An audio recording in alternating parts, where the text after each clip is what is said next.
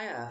So, I decided to make a video on my favorite YouTube channel. Ever since the Punk Rock MBA retired from making videos, there's just been like a torrent of negative, clickbaity, how he fell off videos, like how he turned his back on the culture, how he's like a traitor. I don't really want to add to that because I don't have anything new to say, and I'd rather focus on what I do like about the channel, why I loved it and still do. I want to talk about my experience and my opinions with the channel. This isn't intended to be like this weird parasocial thing either. I'm not going to talk about him as a person because I don't know him in real life, so how could I? I'm going to talk about the videos instead. So with that out of the way, let's get into it.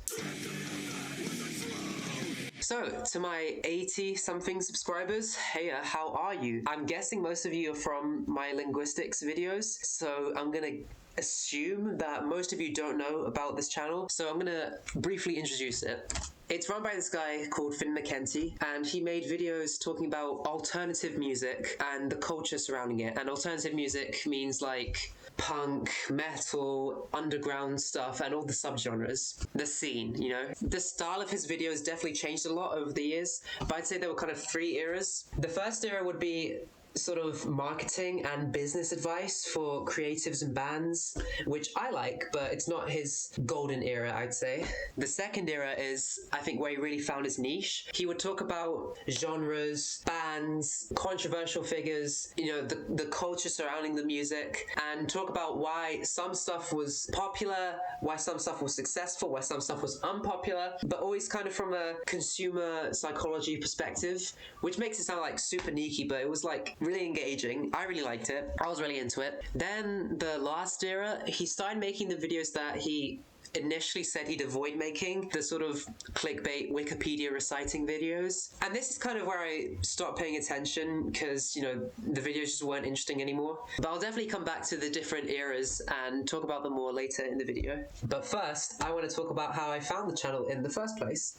I distinctly remember when I was 13, I heard American Idiot by Green Day, and my mind was like, what is this? Where can I find more stuff like this? Oh my god, this is my whole life now. How do I join a band? What is going on? Oh my god. Because before then, I didn't really actively listen to music. I kind of just passively liked whatever I heard. Like, I liked the CDs my mom had, like Coldplay and Ed Sheeran or whatever. I liked the pop songs on the radio when I was growing up, like, you know, Bruno Mars, Lady Gaga, love Gaga, Rihanna. And I still love all of that stuff, but I wasn't like choosing to listen to anything, except for maybe the Fat Rat. I was kind of into the Fat Rat. I was a normie. When I heard American Idiot, like the whole album, I was completely obsessed, and I did, you know, what any obsessed 13-year-old would do, right? I went on YouTube to find out more, and by sheer grace of the algorithm, you know, the mystical powers, I went straight from Green Day to The Offspring, Nirvana, Fall Out Boy, and it's so cliched, right? I'm sure there are millions of people who have gone through the same trajectory as I have. Then I came across the channel Trash Theory, which I should really make a whole appreciation video about, like, on its own, because I love Trash Theory. There were two videos in particular, how punk became pop, and I was super into those. But what, like, really opened the floodgates in terms of me discovering new music was two videos by the Punk Rock MBA. It was What Killed New Metal and What Killed Pop Punk. I distinctly remember watching both of those in one sitting. That's how much my 13-year-old mind was just obliterated, because I still remember it. And it was perfect, right? The videos were super detailed. They gave me a ton of bands to listen to, a ton of recommendations, and I was learning more about the culture that I'd never been exposed to before. It was everything I could have asked for, right? I felt like I'd unlocked the secret treasure chest or something, and I just wanted to make it my whole personality. God, I was so annoying. If anyone watching this, like, knew me personally from between like 2019 to like fucking yesterday, like, please forgive me. I'm really sorry. I think I'm better now. I hope I'm better now. I discovered so many bands by watching his videos. It's just literally impossible to list all of them. Watching the videos made me a fan of skate punk, TRL core, more screamo, boy bands with breakdowns, new metal, metalcore, deathcore, easycore, hardcore, real emo, sad boy pop punk, emo rap, trap metal, so many different types of music that I had never heard before, and just blew my mind. It was amazing. It was the perfect ecosystem for me to discover new music, because if I liked one band, say, I would get recommended other bands by the algorithms, on Spotify, on YouTube, whatever. But then if I saw the Punk Rock MBA talk about this other band that I was interested in and like play some snippets of him, then I'd be like, oh sure, this is my sign. I'm gonna listen to Under Oath because I like Senses Fail or something like that. Like, it was tick tick tick tick tick tick tick.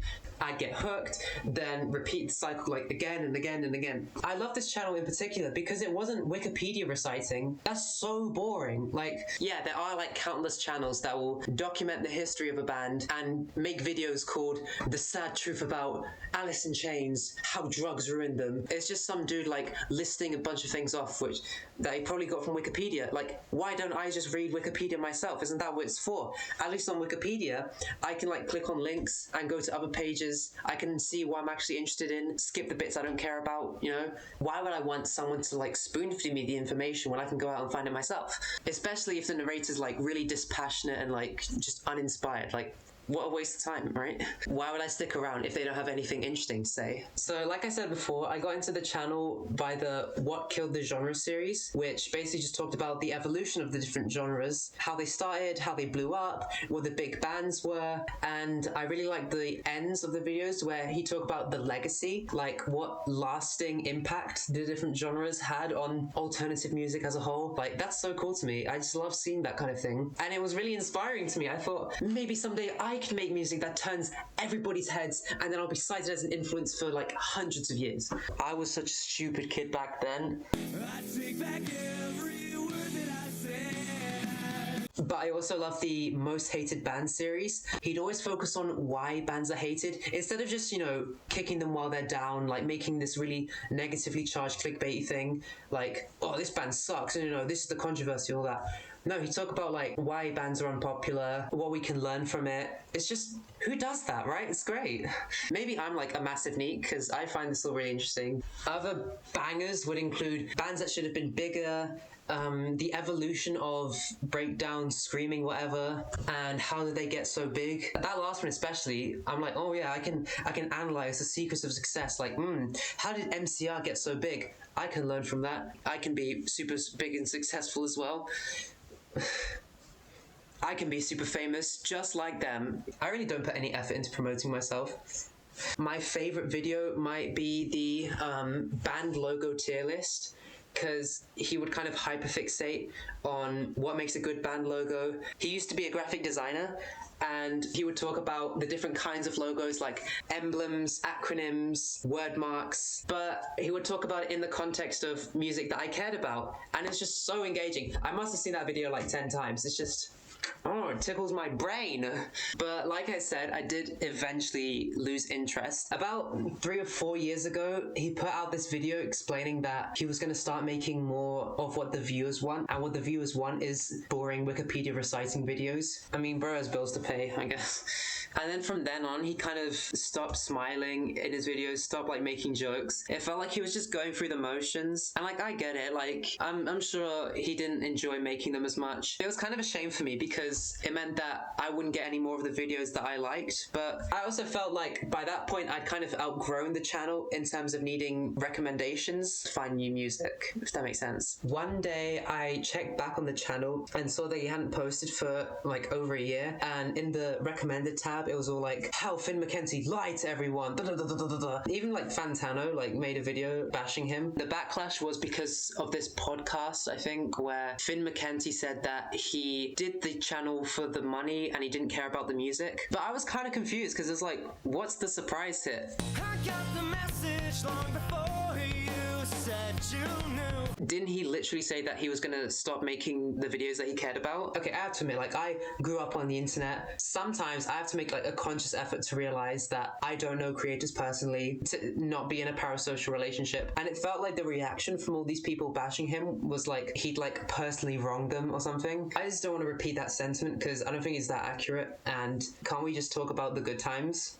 So just like in his videos, I want to talk about the legacy of the channel, the lasting impact it had on me. I'd say the channel is probably responsible for like 80 to 90% of the music I listen to. The stuff that it isn't at least indirectly responsible for will be like British stuff, like 80s synth pop, I love that, or grime, or just other like electronic stuff. Like, he never talked about that stuff, but you know, I love it. You can probably hear it reflected in my music. I think I definitely wouldn't have gone to as many shows as I have if it wasn't for the channel.